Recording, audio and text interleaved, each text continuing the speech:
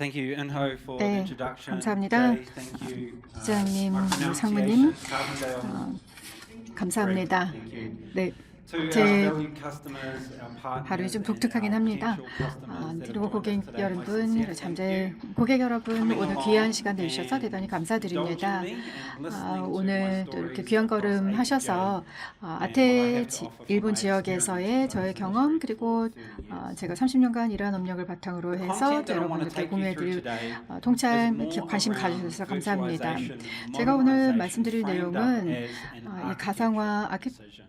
현대화인데요. It's been a 이것은 while 아키텍처의 since I've been 결정의 here in 측면에서 Korea 살펴보는 to talk 겁니다. about this, and we have 제가 seen some 한국에 changes 와서 이 across 말씀을 this. 드린 이후로 좀 We've 시간이 seen some 지났는데요. 그 changes 다음에 inside 컨텍스트가 Pure 많은 Storage. 변화가 We're now 있었습니다. known as Everpure 그리고 그 as 중에 하나가 well. 바로 표 We've got 스토리지의 some 이름이 great, 에버표로 fantastic 바뀐 marketing 것이죠. materials here. 다양한 또 But one of the 마케팅 challenges I have is I 자료들도 wanted to 이제는 introduce 새로이 또 myself, and I 모습을 had 갖춰 an 나가고 old 있습니다. bio slide. 그런데 And 제 it just 소개 didn't 슬라이드가 match the 과거에 new 쓰던 것이 color scheme. 있었는데요. So I spent a bit 에버표로 of time 색상이 looking 살짝 through my phone 변해서 and I 딱 was 맞아 scrolling 떨어지지가 through my 않더라고요. photos to 그래서 try and 제 find 휴대폰에서 a really 갤러리를 good 보면서 selfie that 정말 would 잘 찍힌 represent 셀피가 the 있는지를 좀 best of me. 찾아보았습니다. And I found this 그래서 one. 제가 좀 잘 보일 수 This 있는지를 one 찾아보았는데요. is 이 a 사진이 selfie of me, 나오더라고요. obviously. 저의 And 셀카인데요. It just so 서울입니다. happened when I looked at the date, 제가 it was 날짜를 October 보니까 2023. 2023년 10월이었습니다. 그래서 뭔가 익숙하다 싶었거든요. 그 날짜에 당시에 뭐 기술 출장으로 나와 있었는데요. 한 1개월 후에 아마 기억하시겠지만 브로드콤이 VMware의 인수를 11월 달에 완료를 했습니다. 그래서 그 이후로 3년이나 흘렀습니다. 인수가 완료되고 난 다음에 3년 지난 지금도 아직도 가상화 주제에 대해서 정말 열띠게 이야기를 하고 있고 또 많은 인재분들의 시간을 빼앗고 있고 많은 사람들의 주요한 관심사가 되고 있습니다. 아마도 한동안은 그럴 것 같습니다. 저는 마이크 카펜델이고요. 아테 일본 지역의 필드 솔루션 아키텍터로 일을 하면서 플랫폼 포트폴리오를 담당을 하고 있습니다. 구체적으로 디지털 인프라에 중점을 두고 일을 하고 있는데요. 특히 가상화, VMware 부문에서의 상당한 전문성을 가지고 있습니다. 포트폴리오의 VMware의 다양한 것들도 있지만요. 그리고 클라우드 역량에도 전문성을 가지고 있습니다. 제가 이 업계에 30년 이상 몸담아 왔습니다. 처음에는 뉴질랜드 왕립 해군에서 시작을 했습니다. 여러분들께서도 한국에서는 군복무가 의무이기 때문에 준숙하게 생각하실 것 같습니다. 컴퓨터, 윈도우즈 NT, 익스체인지 55 등등의 그 당시에 전장화된 무기 체계와 관련된 일을 했었고요. 그 이후에 디멘션 데이터, 엔티티 등에서 일을 하면서 12년 정도 엔티티에서 일을 했었습니다. 그 당시에는 컨설턴트로 엔티티에서 임무를 완료를 했습니다. 그래서 제가 컨설턴트로서 역할을 하면서 오늘 제가 뭐 포트웍스나 아니면 에버퓨어의 제품에 대해서 구체적으로 말씀을 드리기보다는 시장에서의 동향을 컨설턴트처럼 여러분들께 좀 전달을 드려보고자 합니다. 그 이후에 텔스트라에서 일을 했는데요. 호주 최대의 선도 통신사입니다. 프리세일부터 제품 아키텍트로서 디지털 인프라 포트폴리오를 관리를 하고 또 제품을 담당하기도 했습니다. 데이터 센터 영역에서 많은 경험을 디멘션 데이터와 엔티티 시절부터 시작해서 지금까지 쭉 구축을 하고 있습니다. 그래서 제 소개 들어주셔서 감사드리고요. 이 대화는 가상화가 갑자기 작동되지 않기 때문에 진행되는 것이 아니죠. 이 가상화와 관련된 리스크 프로파일이 완전히 변화했기 때문입니다. 라이센싱과 계약과 관련된 변동성이 상당히 커졌습니다. 지난 3년간 VMware의 인수로 인해서 브로드콤이 VMware를 인수하면서 이런 변화가 있었죠. 연구 라이센싱이 없어지면서 또 서브스크립션 라이센스로 대체가 되고 또 소켓과 코어에서 다양한 변화가 있었습니다. 그런데 단 하나의 회사로 인해서 이 모든 변동성이 생기는 것은 아닙니다. 이 영역에 다른 벤더들이 하이퍼바이저나 아니면 클라우드 영향들 제공을 하고 있는데요. 마찬가지로 가격을 올리고 있고요. 또 올해도 그렇고 향후에도 계속해서 가격 인상세는 유지될 것입니다. 그리고 어떤 벤더들은 하이퍼바이저의 좀 매력적인 가격으로 거의 비슷한 가격대로 제공을 하고 있습니다. VMware 수준으로 쓸 수 있는 것들, 과거의 수준으로 쓸 수 있는 것들이 있는데요. 그런데 이 피처나 아니면 기능, 역량들을 보게 되면은 비교하지 못하는, 따라오지 못하는 수준입니다. 운영가 측면에서 보았을 때에는 언제나 저희 팀들은 제약을 겪으면서 수년간 더 적은 것으로 더 많은 것을 해내게끔 요구받고 있죠. 하드웨어의 비용이 계속해서 올라가고 있다라는 것을 생각을 해보면 램 가격 엄청나게 올라가고 있죠. 클라우드 벤더와 그리고 클라우드 AI 관련 업체들이 다 이것을 흡수해버리고 있어서 계속 가격 올라가고 있고 이로 인해서 다른 쪽에 쓸 수 있는 예산의 여력은 점점 더 작아지고 있습니다. 오늘날 그런 것은 더 가장 심각한 수준입니다. 세 번째는 워크로드에서의 근본적인 변화입니다. 물론 그 원동력은 AI이죠. 거의 대부분의 제가 사용하고 있는 AI들 그리고 여러분들께서도 사용하고 계신 AI는 아마도 GPT, 클로드 그런 것들입니다. 그런데 이와 관련해서 이것을 온프레미스로 가지고 들어오려고 생각을 해보시면 지금은 클라우드로 사용하고 있지만 AI가 새로운 모델을 릴리스를 하고 하는 상황에서 토큰 사용량이 크게 높아지고 있고 토큰의 경제성이 통제를 벗어나고 있습니다. 그래서 AI 워크로드를 이제 온프레미스로 가지고 내려오려는 시도들이 있죠. 그렇게 되면은 인프라에 대한 통제력도 커지게 되고 토큰 경제성에 대한 통제력이나 관리성도 높아지게 됩니다. 그래서 이러한 요소들로 인해서 이제는 가상화가 아키텍처의 결정의 성격을 가지게 되는 것이죠. 그래서 아래쪽에 나와 있는 질문을 던질 수밖에 없는 겁니다. 관건은 VMware를 대체할 수 있는가가 아니라 어떤 아키텍처여야 통제력과 복원력 그리고 나의 플랫폼의 선택의 폭을 확보할 수 있는가라는 질문입니다. 네 가지의 가능한 경로가 있는 것으로 보입니다. 현재의 상황에서 앞으로의 방향성 네 가지의 옵션이 있을 텐데요. 각각 장단점이 있습니다. 이런 부분들을 향후 슬라이드를 통해서 좀 다뤄보도록 하겠습니다. 첫 번째부터 보도록 하겠습니다. VMware 효율성을 더욱더 강화하는 것인데요. 저희의 접근법은 수년간 좀 바뀌어 왔습니다. 과거에는 그냥 VMware와 함께 그냥 그대로 있는다라는 표현이었는데요. 이제는 VCF 라이센싱에서 끌어낼 수 있는 효율성을 극대화한다라는 것으로 조금 바뀌었습니다. 어떤 고객들은 좀 더 여력이 있습니다. 연구 라이센스에서 또 서브스크립션 라이센스를 좀 더 작은 통합된 구독 라이센스로 좀 압축을 했습니다. 그러면 좀 더 상황이 좋죠. 다 그렇지는 않지만 일부 그렇게 진행하신 곳이 있습니다. 거의 대부분의 고객들은 새로운 라이센스 모델로 인해서 가격 압박을 받고 계시죠. 그래서 여기에서는 이 플랫폼에서 가장 중요한 것이 무엇인가를 생각하셔야 됩니다. 지속성인지, 운영팀의 친숙성, 어느 정도 익숙한가라는 것인지, VCF 안을 보시면은 많은 구성 요소들이 다양한 고객사들이 사용하고 계시는데요.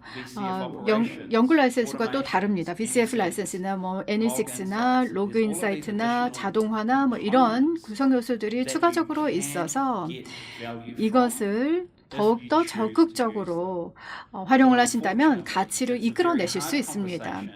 안타깝게도 굉장히 어려운 대화이긴 합니다만 더 많이 쓰셔야 이 VMware를 효율성을 극대화하실 수 있습니다. 더 적극적으로 활용을 하셔야 되는 것이죠. 두 번째로 퍼블릭 클라우드입니다. 더 많은 조직들이 탄력성에 중점을 두고 있습니다.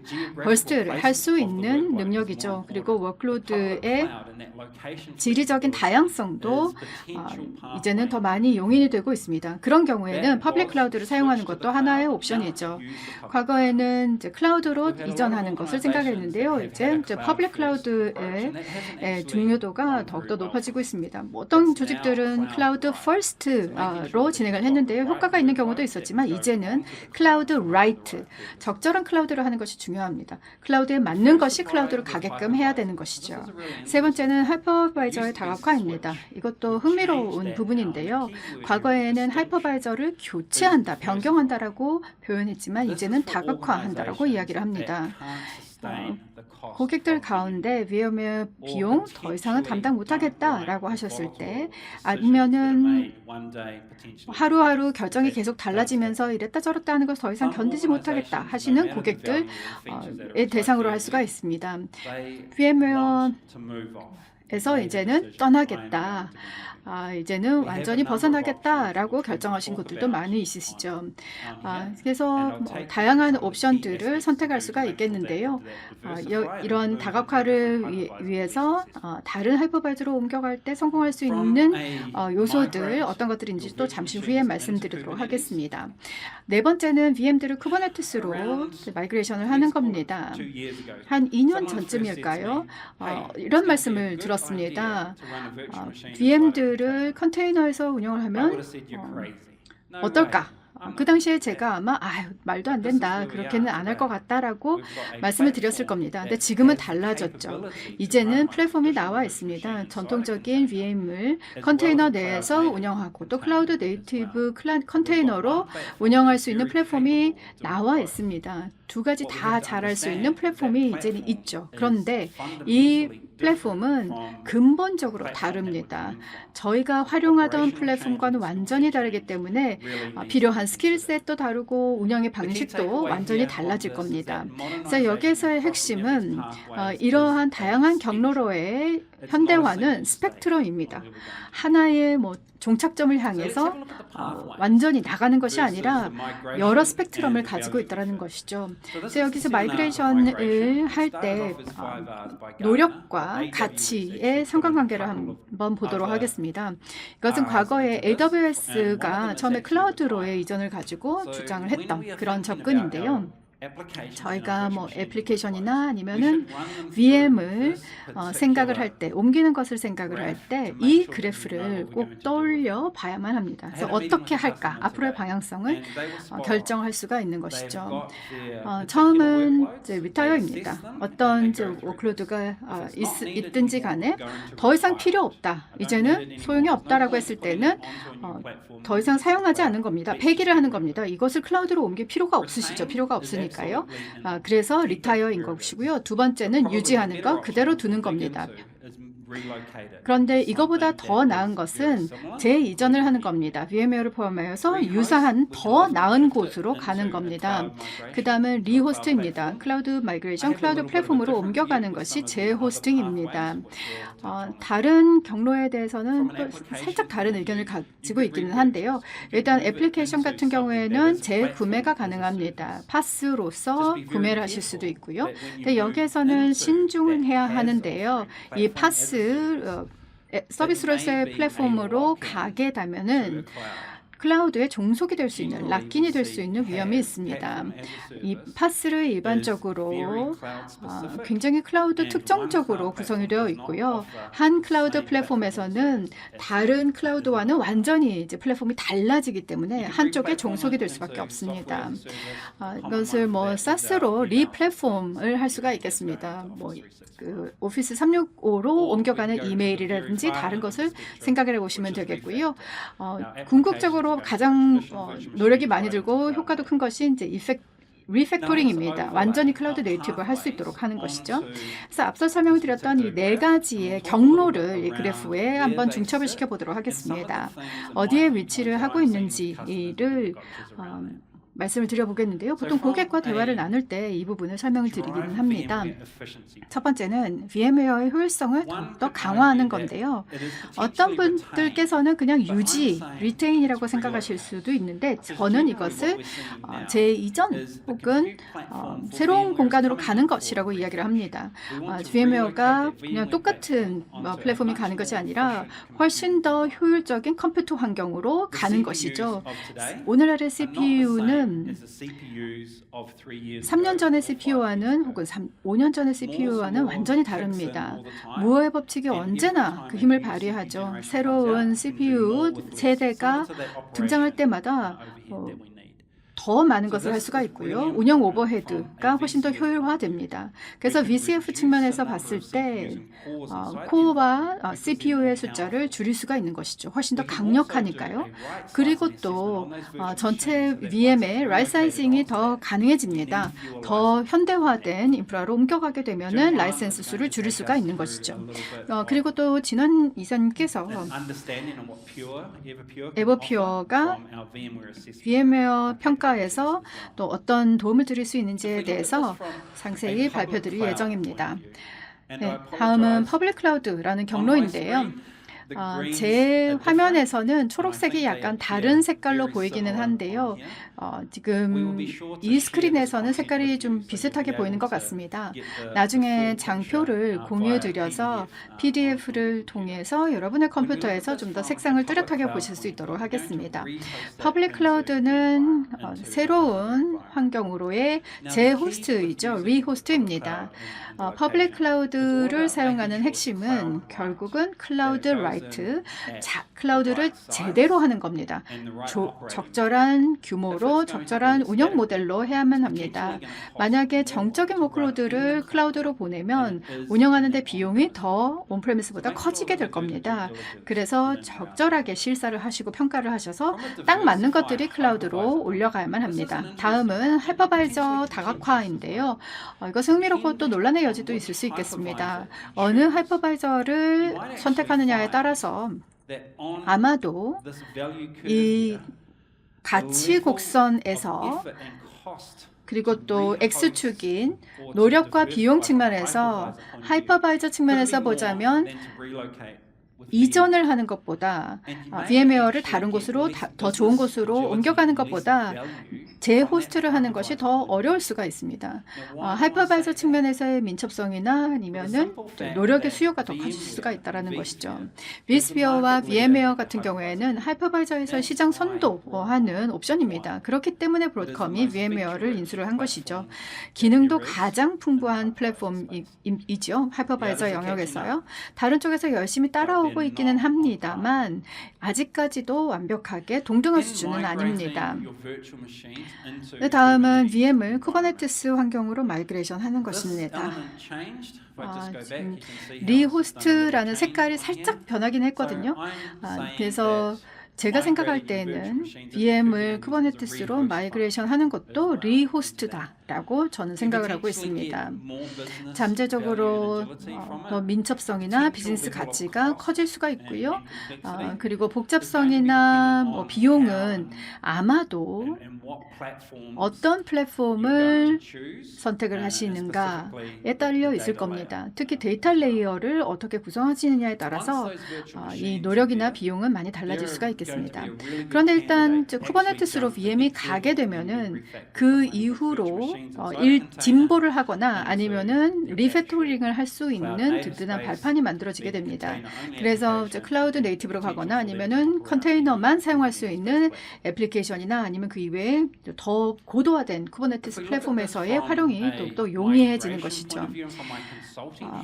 마이그레이션 측면에서 다시 컨설턴트로 말씀을 드리면은요, 이 빅뱅이 제대로 잘 안 되는 경우가 거의 대부분입니다.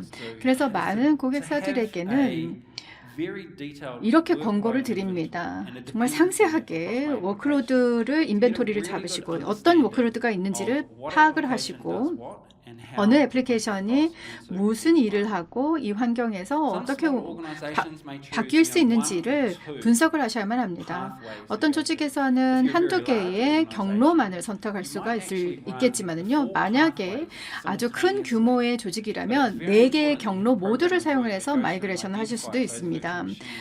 그런데 이 VM을 잘 일정이 잡히고 또 간결한 방식으로 변경하기 위해서는 우선은 무엇을 옮기려고 하는지도 먼저 파악이 되어 있어야만 한다는 거죠. 그리고 일반적인 실수를 방지해야만 합니다. 가장 아래쪽에서 보실 수 있는데요.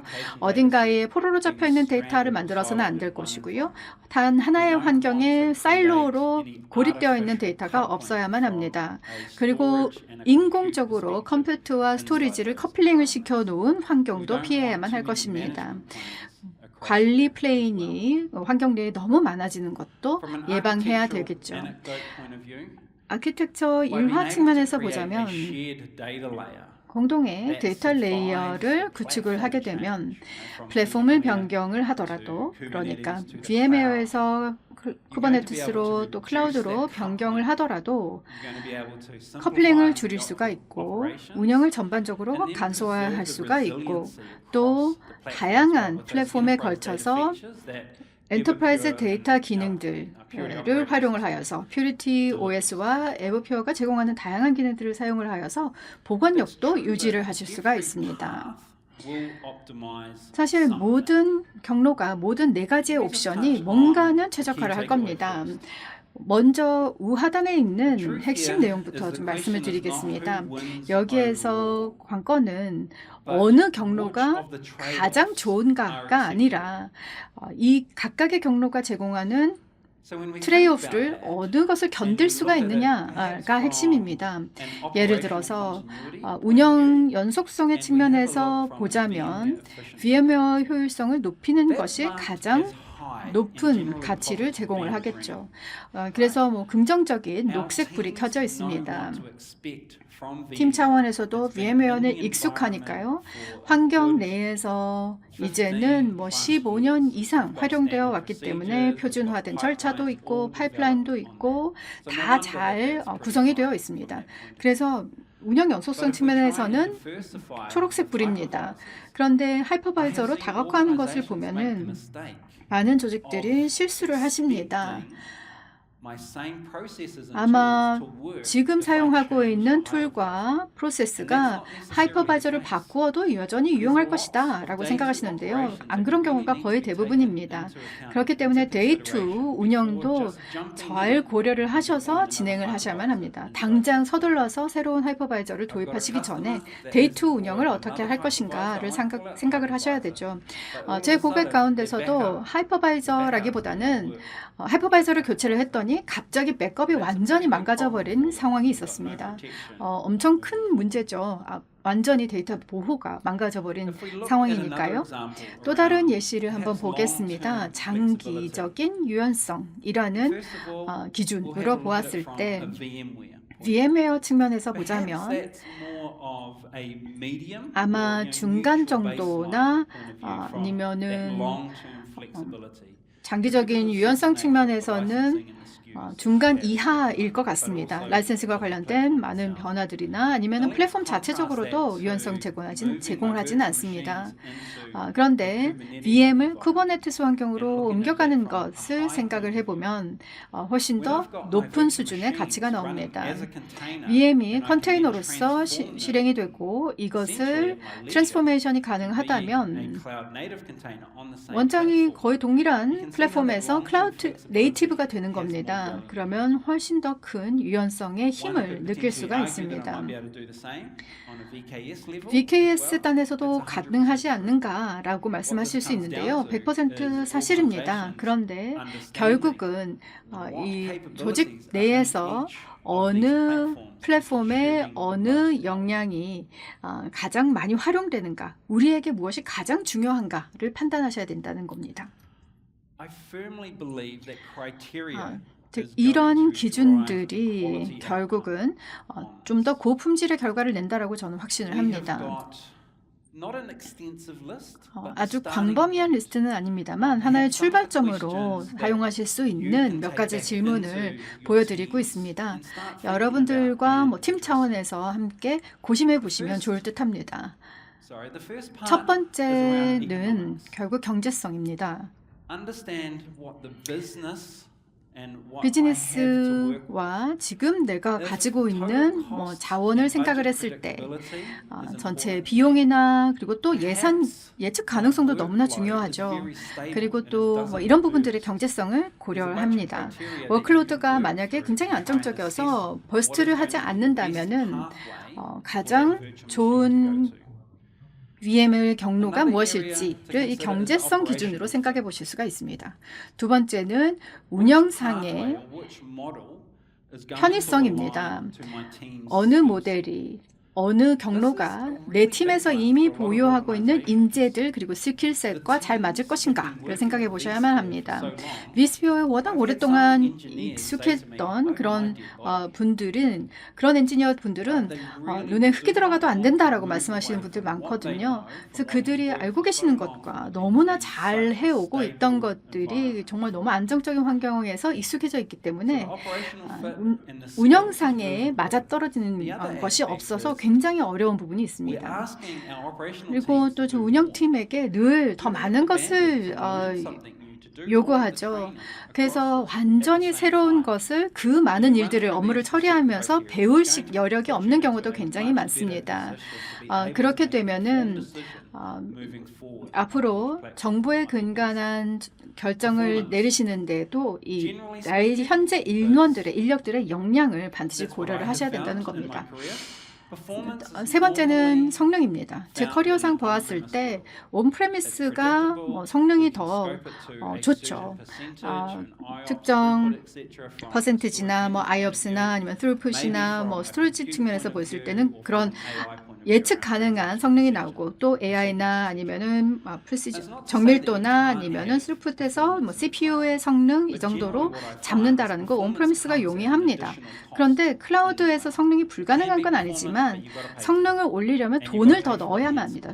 훨씬 더 많은 돈을 지출을 하셔야 성능이 올라가죠. 그에 따라서 저희가 원하지 않는 다른 행동으로 이어지게 됩니다.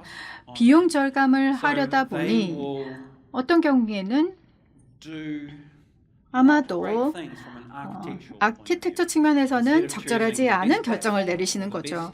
최고의 플랫폼, 최고의 스토리지를 설정하는 것이 아니라 그 아랫단을 선택을 하시면서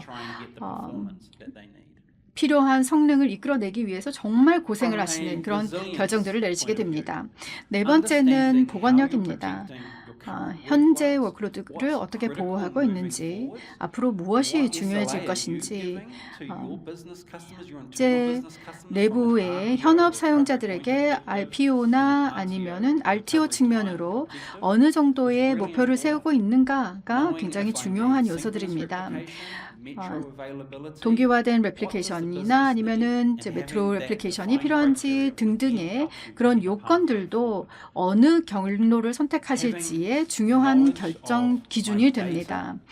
내 데이터에 대한 지식과 이해를 기반으로 해서 만약에 이것이 1급 기밀이라고 할 때 아니면 산업 기밀이 들어가 있다라고 할 때 이것을 클라우드에 올릴 수는 없는 문제이니까요. 이것이 어디에 가야 되는지 어떤 경로로 가야 하는지를 좀 더 생각을 할 수가 있겠습니다. 그것이 네 번째 기준이었고요. 다섯 번째는 이식성입니다. 저희가 많은 시간을 들여서 어디로 갈 수 있는지를 고민하는데요. 일단 거기로 간다고 해서 그것이 최종 종착지는 않을 겁니다. 아니면은 생각했던 것과 다를 수 있죠. 그래서 정말 많은 시간과 노력을 들여서 갔는데 거기에서 완전히 종속되어 버린다면은 그 다음에 또 다른 곳으로 갈 수 없다면 너무나 어렵죠.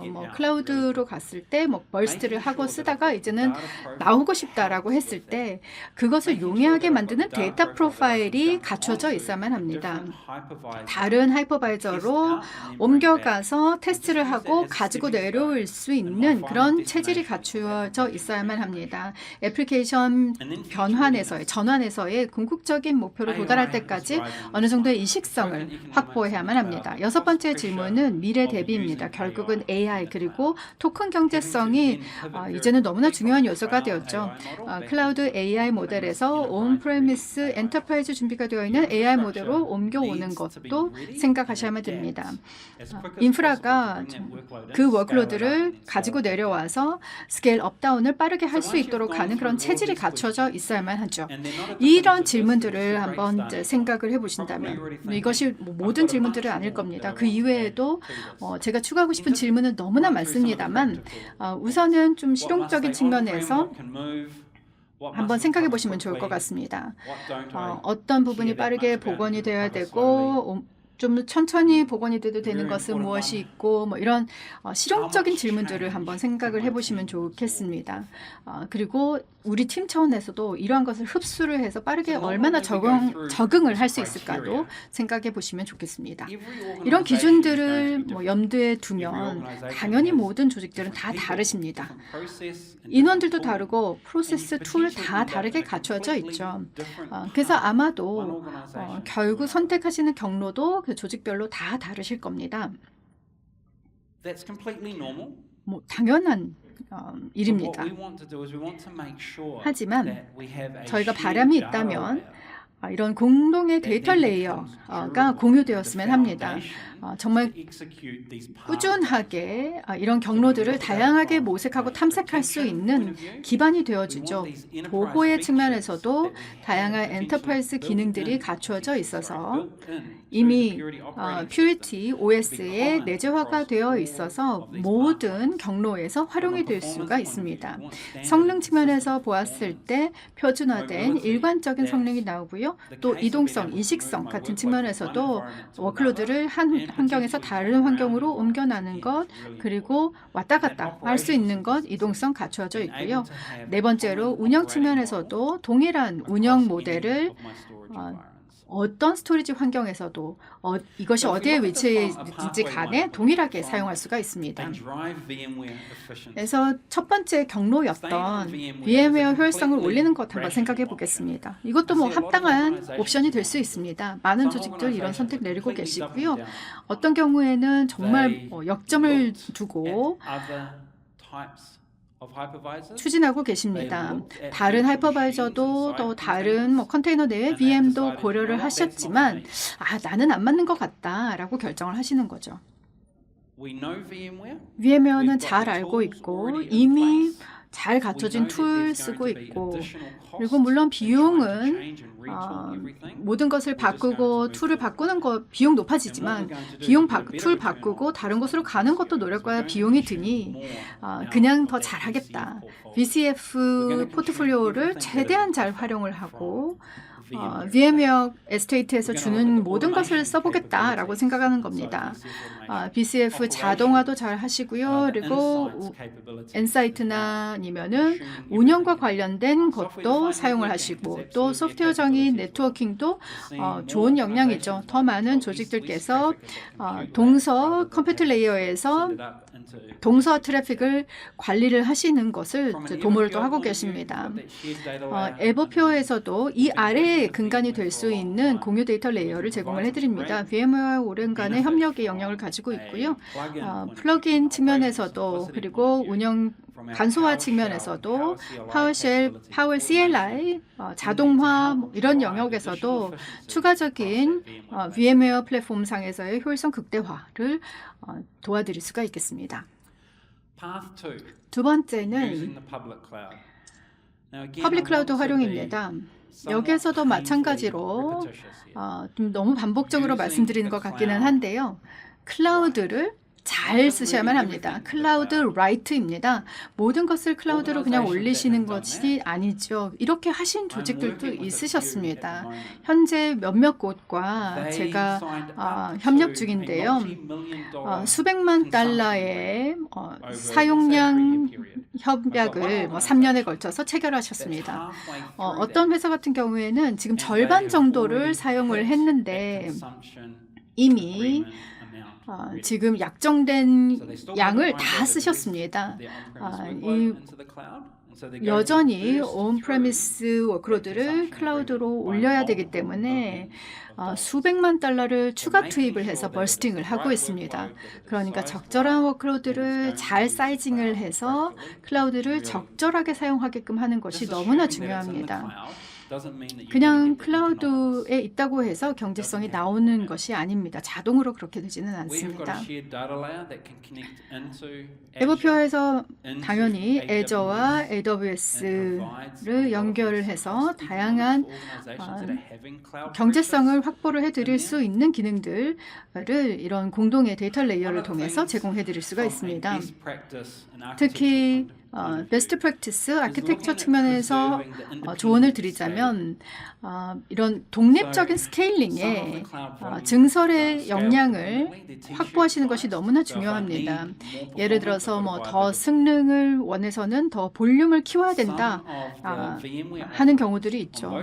일부 클라우드에서 VM웨어 오퍼링도 vSAN이 적용되어 있기 때문에 소프트웨어 정의식으로 되어 있습니다. 스토리지를 키우려면 스토리지도 키워야 되는 거죠.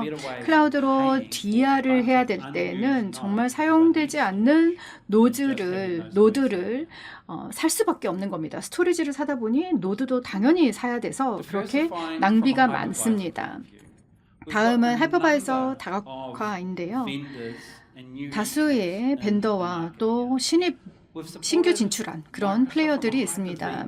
하이퍼V 마이크로소프트 측면에서 보자면 아주 오랫동안 엔터프라이즈 준비가 되어 있었고 다양한 기능들이 제공이 됩니다. VM웨어 100% 똑같지는 않지만 그래도 막 좋은 역량들 제공이 되고 있고요. 오픈스택도 오픈스택 커뮤니티에 아주 오랜 기간 동안 컨트리뷰션 하면서 많은 기능과 역량들 갖춰져 있습니다. 뉴타닉스는 좀 흥미로운 케이스인데요. 한 1년 전쯤에 저희가 뉴타닉스와의 파트너십을 발표를 하였습니다. 그래서 그 HCI라는 정말 딱딱하게 커플링이 되어 있는 것을 좀 깨기 위한 노력을 기울였습니다. 그래서 뉴타닉스와의 솔루션을 함께 하고 있는데요. 컴퓨터를 스케일링하고 관리를 정말 간소하게 하고요. 저희는 데이터 레이어를 책임을 지면서 엔터프라이즈 스토리지 서비스를 이 뉴타닉스 환경에 제공해드리는 저희의 특장점을 발휘하고 있습니다. 뉴타닉스 환경에서 흥미로운 점이 있다면 저희가 vVolt와 유사한 역량들을 제공을 해드리고 있습니다. 그냥 단순하게 뉴타닉스 AHV 환경으로 올려가는 데이터만 제공하는 것이 아니라 이런 이식성을 데이터의 이식성을 확보를 해드립니다. 완전히 새로운 것으로도 또 갈 수가 있습니다. 여러분이 선택만 하신다면 완전히 새로운 것으로도 갈 수가 있습니다.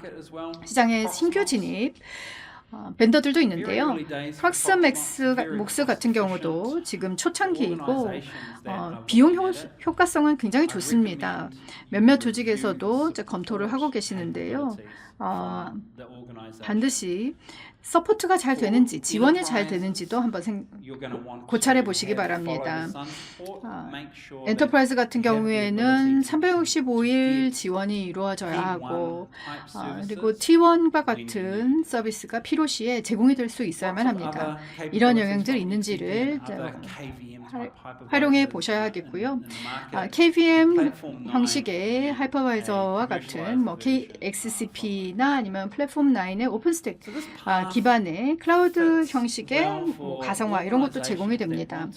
그런데 VM웨어로부터 이제는 좀 탈출하고 싶다라고 생각하시는 고객들 이 경로를 많이 이제 선택을 하시죠.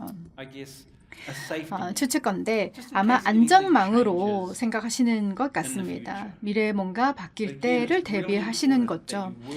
근데 마찬가지로 정말 신중하게 설계 기준들을 보시고 또 데이 2 측면에서의 기능들, 역량들 살펴보셔야만 합니다. 백업 그리고 DR, 뭐 백업과 DR은 완전히 별개의 사안이니까요. 이 두 가지 모두가 같이 잘 옮겨가서 이 하이퍼바이저에서도 잘 돌아가는지를 생각하셔야만 합니다.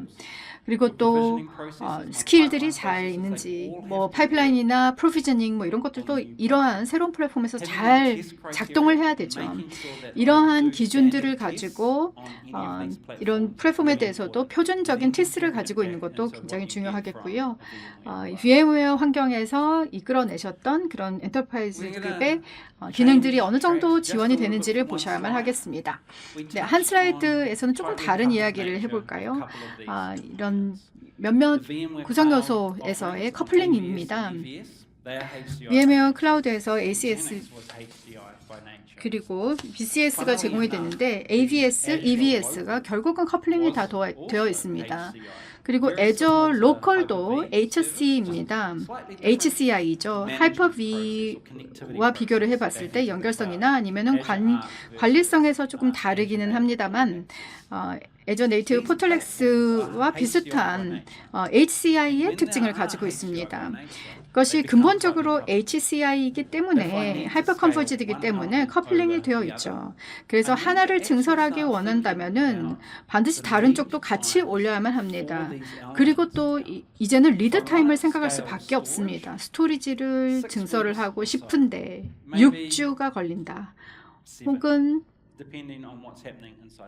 시장 내의 상황에 따라서는 더 오래 걸릴 수가 있죠. 그리고 또 만약에 컴퓨터 노드를 CPU 꽉 채워서 메모리, NVMe 드라이브, ESC 드라이브 등등을 갖춰서 확보를 하고 싶다라고 했을 때는 20주를 지금 잡아도 전혀 넉넉하지 않을 것 같습니다. 이것이 더 길어질 수도 있습니다. 그런데 리드 타입뿐만 아니라 가격도 너무나 달라지고 있죠. 지금 구매 가격이 납품 시에 지급하는 지불 금액과 크게 달라질 수 있습니다. 돈 낼 때는 훨씬 더 비싸지는 거죠. 네, 다시 한번 저희의 경로로 다시 돌아오도록 하겠습니다. 네 번째 옵션, 쿠버네티스로 VM을 옮기는 겁니다. 이것은 상당한 운영상의 변화를 요구를 합니다. 쿠버네티스의 어떤 그 노하우가 있으시다면 쉬우시겠지만 완전히 근본적으로 다릅니다.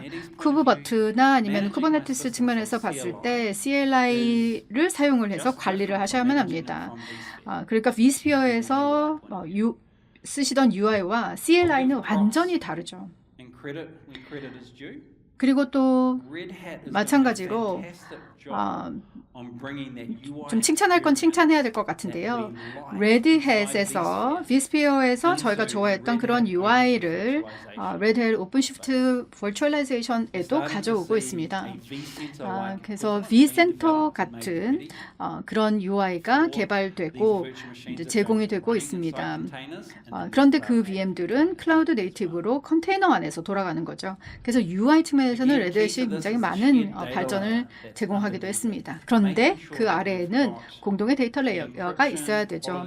아모아나 아니면은 이런 플랫폼에서 필요로 하는 QoS가 제공되어야만 할 것이고요. 워크로드를 한 곳에서 다른 곳으로 옮길 수 있는 이런 역량이 근간이 되는 공동의 데이터 레이어 너무나 중요합니다. 네, 저희가 이 사안을 고민하면서 각기 다른 인프라 선택의 옵션들을 한번 살펴보았습니다. 결국 이런 경로와 관련된 선택은 언제나 변화할 수 있습니다. 그런데 데이터와 관련된 요건은 바뀌지 않죠. 데이터는 언제나 꾸준해야만 합니다. 그렇기 때문에 정말 내구성이 높은 설계 결정은 컴퓨터 레이어에 관련된 것만은 아닙니다. 결국은 데이터 아키텍처와 그 컴퓨터 아래에 있는 데이터와 관련된 결정입니다. 사실 어려움을 줄이고 잠재적으로 여러분의 내일을 위한 자유 그리고 이식성을 확보하는 측면에서도 이 요소는 너무나 중요하겠습니다. 이런 그 이식성이나 아니면은 옵션의 유연성 에서는 단순하게 컴퓨터를 여기저기로 왔다 갔다 하는 것뿐만이 아니라 VM에서 클라우드 네이티브로 그리고 다시 한번 빠르게 다가오고 있는 AI 시대까지 준비하는 것까지도 아우르고 있습니다. VMware에서 대안의 하이퍼바이저, 쿠버네티스, 클라우드로 옮겨가는 그런 워크로드나 애플리케이션을 생각을 했을 때 똑같은 성능, 그리고 보호, 거버넌스, 그리고 보건, 이 모든 것이 데이터에 대해서는 늘 확보가 되어야만 합니다. 그래서 그 아키텍처 원칙 측면에서 보자면 다양한 다수의 컴퓨터 환경이 반드시 필수적입니다. 이젠 그럴 수밖에 없습니다. 그런데 언제나 일관성인 정책이 적용이 돼야 되고 제어 레이어가 갖춰져야만 합니다. 그리고 데이터에 대한 데이터 레이어, 이 모든 것을 연결하는 데이터가 확보가 되어야 되죠. 결국은 스냅샷 측면에서나 아니면은 복제나 아니면 그와 관련된 다양한 엔터프라이즈 기능들이 내재적으로 저희 Purity OS에서는 이미 갖추어져 있습니다. 네, 이것을 제대로 적용을 한다면 종속도 피할 수가 있습니다. 특정 환경에 락인되지 않을 거고요. 그리고 용량을 쓸 수가 없이 어딘가에 고립되어 있는 일도 없어질 겁니다. ACI에서처럼 완전히 커플링이 되어서 억지로 함께 증설해야 되는 것도 없을 거고요. 그리고 가장 중요한 것은 서비스가 강제적으로 아키텍처적으로 커플링이 되어 있을 필요가 없습니다. 모든 것이 독립적으로 따로따로 스케일이 가능합니다. 네, 결국 진실은 에버퓨어는 이 전체 경로를 더욱더 강화시켜 준다는 겁니다. 아카이브든 아니면 파일이든 VM이든 아니면 쿠버네티스이든 아니면 다양한 하이퍼바이저 플랫폼에서든 클라우드와 클라우드 네이티브, 쿠버네티스 영역이든 이런 공동의 데이터 레이어는 결국 근본적인 역할을 하면서 특정 플랫폼에서 다른 플랫폼으로 여러분들이 자유롭게 움직일 수 있도록 해드립니다. 그리고 또 런타임을 대체하시고자 할 때도 데이터 이동을 제한하는 것이 핵심입니다. 거의 데이터 이동이 필요 없도록 하는 것이죠. 엄청나게 큰 데이터를 네트워크로 옮기는 것 피할 수가 있겠습니다.